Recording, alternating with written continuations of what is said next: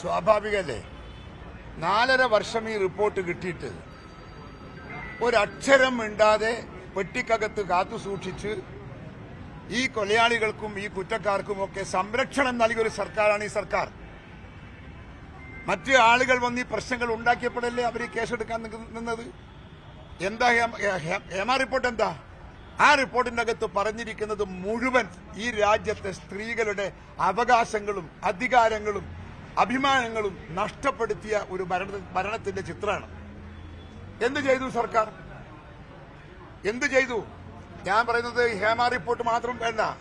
ഇവിടെ നാട്ടിൽ നടക്കുന്ന മറ്റു ഒരുപാട് വിഷയങ്ങളിൽ സ്ത്രീകൾക്ക് സംരക്ഷണം കിട്ടിയ കഥയേതാ ഒന്ന് പറഞ്ഞേ നിങ്ങൾ. ഇടതുപക്ഷ സർക്കാരിന്റെ മുമ്പിൽ സ്ത്രീകൾക്ക് സംരക്ഷണം കൊടുത്ത ഏതെങ്കിലും ഒരു സംഭവം? നമ്മുടെ നാട്ടിൽ 6 വയസ്സുള്ള കുട്ടികളെ ബലാത്സംഗം ചെയ്ത് ഞെക്കിക്കൊന്ന് തൂക്കിക്കട്ടിയില്ലേ? എന്ത് ചെയ്തു ഈ സർക്കാർ? 1 അല്ല 2 അല്ല 3 അല്ല. എന്ത് ചെയ്തു ഈ സർക്കാർ? അതുകൊണ്ട് പെൺകുട്ടികളും സ്ത്രീകൾക്കുമെതിരെയുള്ള ഈ അതിക്രമത്തെ അതിജീവിക്കാനുള്ള ഒരു മനസ്സും ഈ ഇടതുപക്ഷ സർക്കാരിന് ഇല്ല എന്ന് മാത്രമല്ല, ഇവർക്ക് അതിന് സാധിക്കില്ല എന്നതാണ് യാഥാർത്ഥ്യം. കാരണം അതിന്റെ അകത്ത് ഇടപെട്ടിരിക്കുന്നവർ ഈ ഹേമ റിപ്പോർട്ട് പഠിച്ചിട്ടുണ്ടാവും. ഇവര് അതിനകത്ത് ഏറ്റവും കൂടുതൽ CPM അനുകൂല ആളുകളാണ്. CPM അനുകൂല ആളുകളെ രക്ഷിക്കാനാണ് ഇവരുടെ മാർഗം.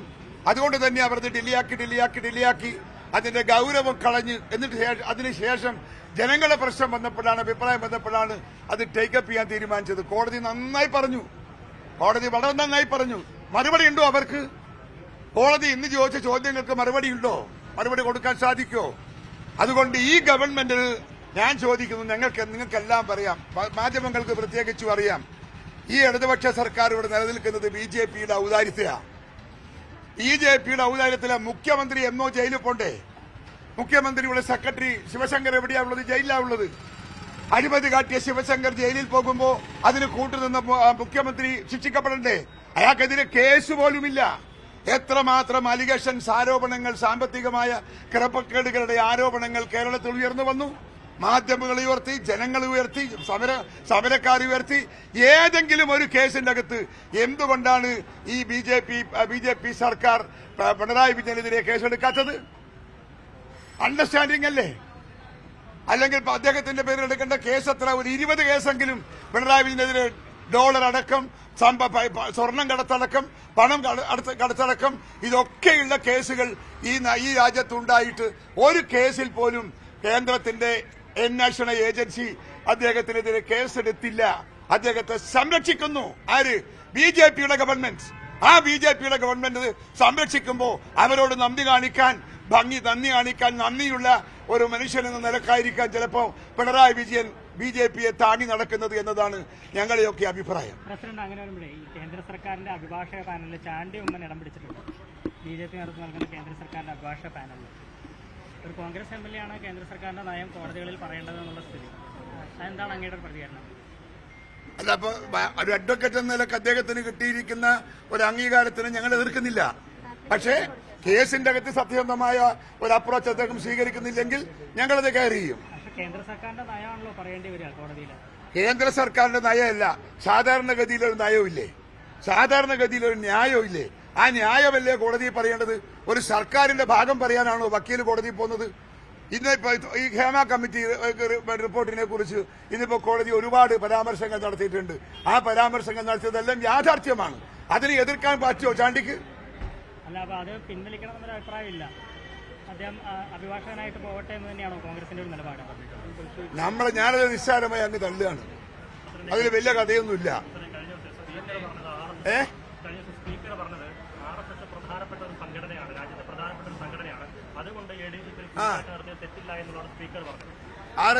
RSSന് ഇതില്ലേ അതിന്റെ മുഖം നന്നാക്കുകയല്ലേ ചെയ്തത്?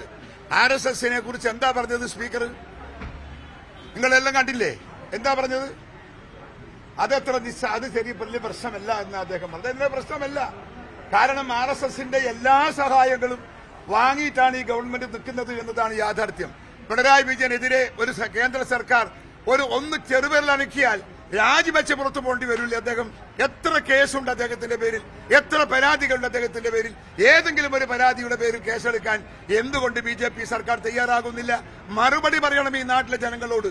അല്ലെങ്കിൽ ജനങ്ങൾ മറുപടി പറയിപ്പിക്കും. അതാണ് ഇന്ത്യ, അതാണ് ജനാധിപത്യം, അതാണ് മതേതരത്വം. ഞങ്ങൾ RSS ശാഖകൾക്ക് സംരക്ഷണം നൽകിയെന്ന് പറഞ്ഞ ഒരാളാണ് താങ്കൾ. RSS ശാഖ അത് ആ ഘട്ടത്തിലല്ല നിങ്ങൾ അത് ഇതും കൂട്ടി പറയുന്ന കാര്യമില്ല. അതിനൊരു പ്രത്യേക സാഹചര്യം അവിടെ ഉണ്ട്. അത് വർഷങ്ങൾക്ക് മുമ്പ് ചില കുട്ടികളെ സംരക്ഷിക്കാനാണ്, കുട്ടികൾക്ക് തല്ലുകൊള്ളാതിരിക്കാൻ വേണ്ടി എടുക്കുന്ന നടപടിയാണ് ഞാനത്. അതൊന്നും രാഷ്ട്രീയത്തിന്റെ തത്വശാസ്ത്രവും അല്ല. അത് പറഞ്ഞ് എന്നെ കൊടുക്കാനൊന്നും നോക്കണ്ട, മനസ്സിലായില്ലേ? അതവിടെ വെച്ചേ. പ്രസിഡന്റ് വേറൊരു കാര്യം, ഒരു കോൺഗ്രസ് MP BJP നേതൃത്വമായിട്ട് ചർച്ച നടത്തിയെന്ന ഒരു വാർത്ത ഒരു ദേശീയ മാധ്യമം റിപ്പോർട്ട് ചെയ്തത്. ഞങ്ങളും അത് അന്വേഷിക്കുകയാണ് ആരാണെന്ന്. ഞങ്ങളത് അന്വേഷിക്കുകയാണ് ആരാണ് എന്ന് ഞങ്ങൾ അന്വേഷിച്ചുകൊണ്ടിരിക്കുകയാണ്. കണ്ടെത്തിയിട്ടില്ല. കണ്ടെത്തിയാൽ നിങ്ങളെ കാണും. ഓക്കെ. എനിക്കറിയില്ല, തെളിവ് നമ്മളെ കയ്യിലൊന്നും ഇല്ലല്ലോ. ഇനി നമ്മളത് അന്വേഷിക്കുന്നുണ്ട്, അന്വേഷിച്ചിട്ട് നോക്കട്ടെ. അത്ര വലിയ ഗൗരവമൊന്നും ഇല്ല ഇതിനകത്ത്. ആരാന്നെന്ന് ഒരു ഊഹാപോഹം പോലും ആരും പറഞ്ഞിട്ടില്ല. ആർക്കാ പറഞ്ഞുകൂടാത്ത? ഞാൻ സുധാകരൻ കാണാൻ പോയിരുന്നു. തെളിവില്ലാത്തൊരു കാര്യം പറഞ്ഞതിന് ഇപ്പൊ എന്താ കാര്യം? അതിനെന്താ പ്രയാസം? കെ സുധാകരൻ MP RSSകാരനെ കണ്ടു എന്ന് പറഞ്ഞാൽ എനിക്കെന്താ പറയാൻ കഴിയാ? ഞാൻ പോയിട്ടില്ല എന്നല്ലേ പറയാൻ കഴിയൂ? വേറെന്തെങ്കിലും പറയാൻ കഴിയോ? ഇല്ല. നിങ്ങൾ കത്തിക്കുകയും ചെയ്യൂ. മതിയില്ലേ? എനിക്കാരും സംശയമില്ല. നിങ്ങളെ സംശയം